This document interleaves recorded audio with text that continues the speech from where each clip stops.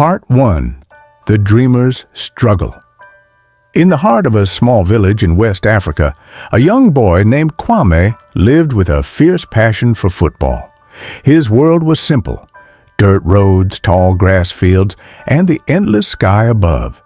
But in that simplicity, Kwame saw greatness. His heart beat to the rhythm of the game, and he dreamed of playing in front of thousands, wearing the colors of a professional team. But there was a harsh reality. Kwame's family lived in poverty. His father, Papa Kofi, worked as a farmer, toiling in the hot sun every day, barely making enough to feed the family. His mother, Mama Efua, would sell food at the village market. Despite their struggles, they were always hopeful. Faith was the only thing that kept them going. "Football will not fill your stomach, Kwame," Papa Kofi would say, his voice rough from years of hard labor. "You need to work. You need to help us in the farm. Dreams do not feed a family." Mama Efua, though kinder, shared her husband's doubts.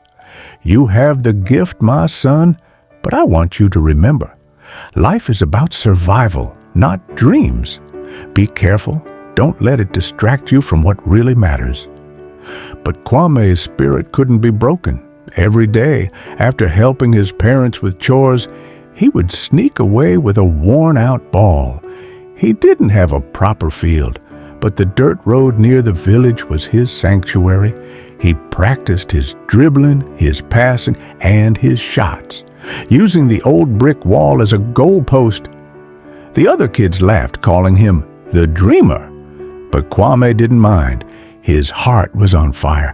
One day, as Kwame kicked the ball alone on the dusty road, a car suddenly pulled up. The sound of the engine broke through the stillness of the village.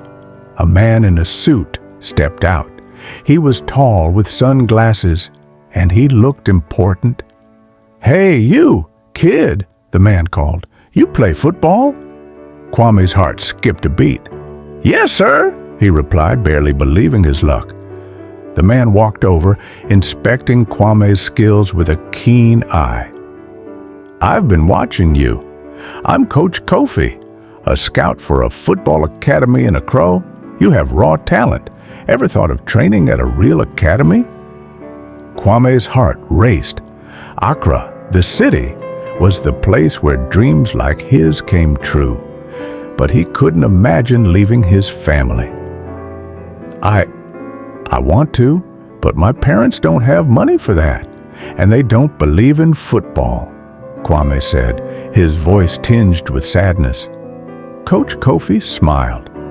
"I can help you, but it's up to you. I see something special in you, Kwame. You have the heart of a champion. Don't let anyone tell you that you can't make it." Kwame felt a surge of hope, but also deep uncertainty.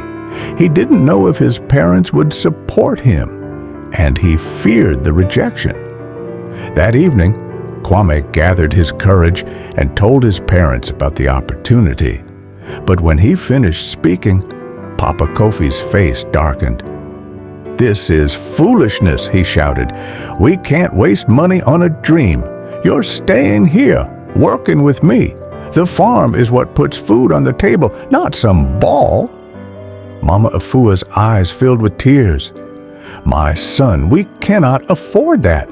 I want you to have a future, but we must be realistic."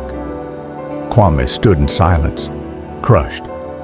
"I don't want to live a life of just surviving. I want to fight for something more." Papa Kofi's eyes softened for a moment, but he said nothing. That night, as Kwame lay in bed, he heard his mother whispering prayers in the next room. He closed his eyes, feeling the warmth of her words wrap around him like a blanket. "Lord, guide my son, help him find his path, and give him the strength to chase his dreams." The next morning, after much thought, Papa Kofi called Kwame into his room. His eyes were filled with a mix of reluctance and hope. "I've prayed," Papa Kofi said softly, "and I see how badly you want this. Go, my son. Follow your dream. But remember, you must make it count." Tears welled up in Kwame's eyes as he hugged his father tightly. "Thank you, Papa. I won't disappoint you." And so, with nothing but his faith and determination, Kwame left for Accra.